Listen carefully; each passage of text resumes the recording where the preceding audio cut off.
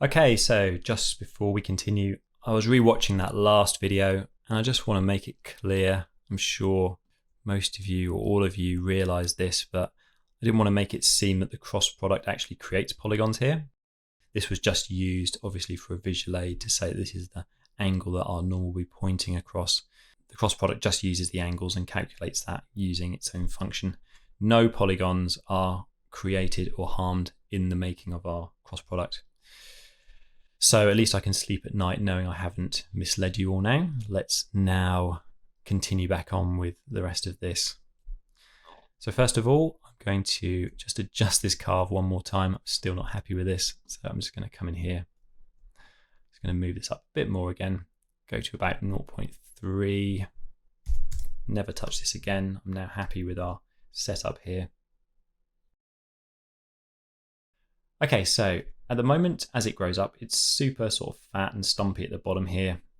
I actually want this to scale down so it's all sort of like reduced in size. And then as it goes up like this, we're going to sort of increase the size of things. Let's start first with our sweep. Now I want to control our radius.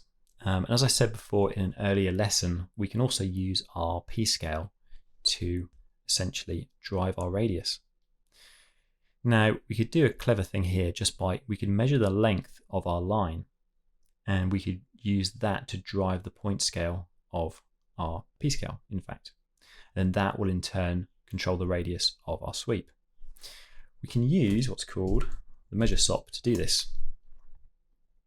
And the measure SOP has a way of measuring a bunch of different attributes, one of which is perimeter. And in the case of a curve, it will actually measure the distance from the end to the start. So if I was to open our spreadsheet here, it's creating a primitive attribute called perimeter. And you can see as we are in fact animating this on, this is now growing along our curve. So instead of, actually we'll leave it on our primitive here. Let's just come down and we're going to need to remap this onto p-scale that's on our points. Now because this is a primitive attribute, I'm going to attribute promote this first to a point attribute. So we're just going to put down an attribute promote.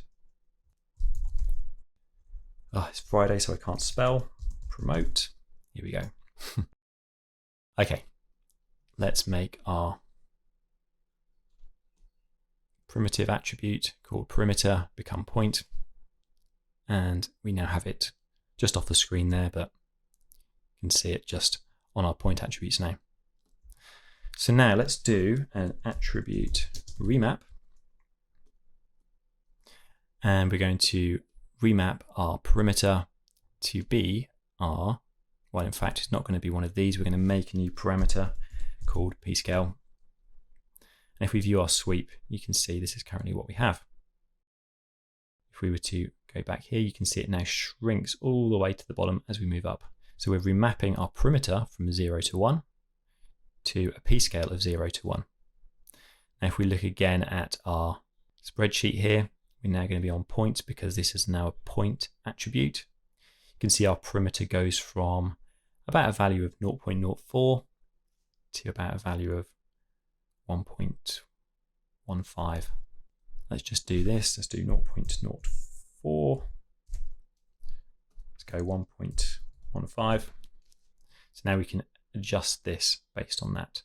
So I think, let's say at the very start, let's at least give it some thickness still of say about, I don't know, about 0.3.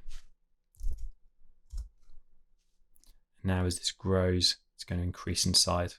And of course you could adjust this with a ramp as well, but I think I'm going to leave that as it is. Now we're actually going to do the same thing down here for our seeds. So these are big at the start and then they're still big at the, they're big at the end, they're still big at the start.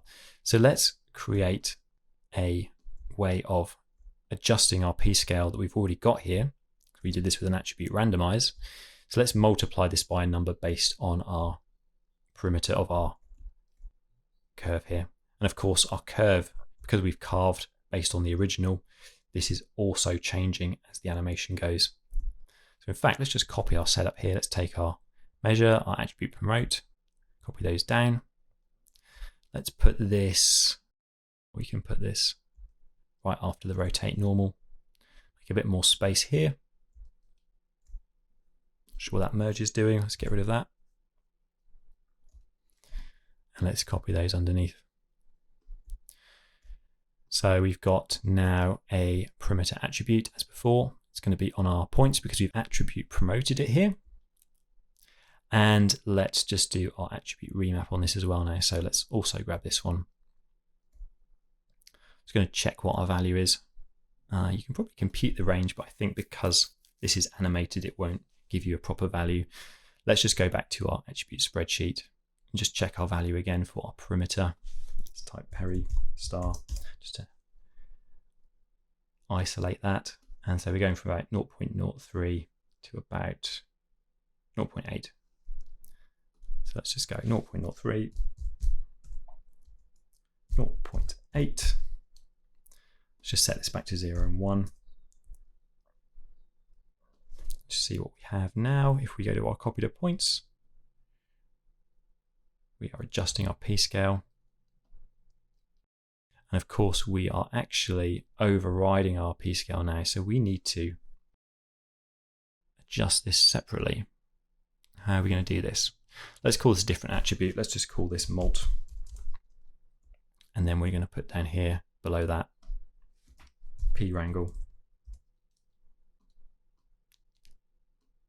Let's just say float attribute p-scale times equals mult.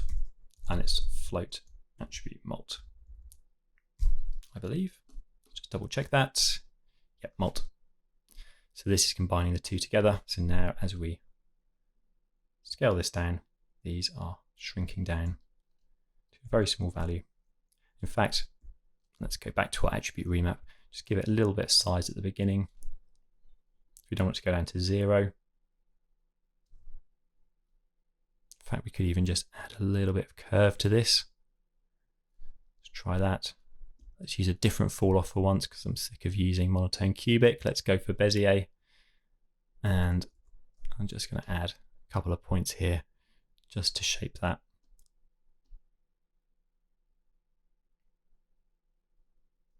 Let's just see, maybe I'll give it a bit more of an ease in into this. I think something like that will do. Nice. Okay, let's just call this alt p-scale by perimeter.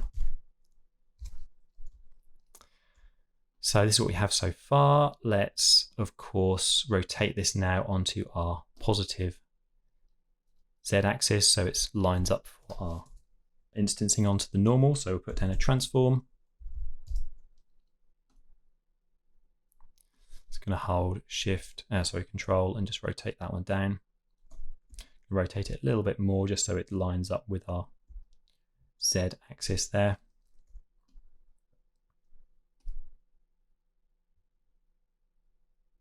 And probably, as I've done with the other ones, I'm just going to scale it off at the start so it starts from 0. So put down another transform here. It's going to take maybe the first 25 frames or so and just keyframe that down to 0.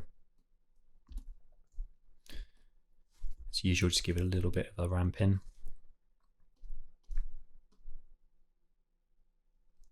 There we go, cool. Seeing if I want to change any of the speeds of that, but I think, yeah, maybe I might just come back to our rotate normal we did earlier. Let's make it 2 degrees instead of 3 for the time. It's a little bit more subtle now. And then also, let's just check our attributes at this point. So we've got curve U, we've got mult, P, and perimeter. I'm going to get rid of perimeter and mult, I think. Probably just keep our curve U. Just put down a color, just check and see what we have with these. It's going to do ramp from attribute. I'm just seeing essentially if any of these are going to be useful for our shading. I think curve U will be nice because it's going to give us, let's do my infrared, my favorite. So we could use this to give ourselves sort of like a value ramp that goes down our plant. Perimeter, not so useful. Yeah, I think we'll just keep molt. Yeah, that's no good either. Let's just keep our curve view and trash everything else. So delete our color for now. Put down attribute delete. And let's just say remove star. So all our attributes, the exception of curve view. There we go. You never can delete P, so we don't have to specify that there. So this will automatically keep our P position. Okay, so let's put down a null, and that's the end of our final plant. So we'll call this plant E out. And now in the next lesson, we can finally look at sort of combining this into our instance setup and sort of start arranging these now. So it's going to be a lot of fun. All right, let's move on.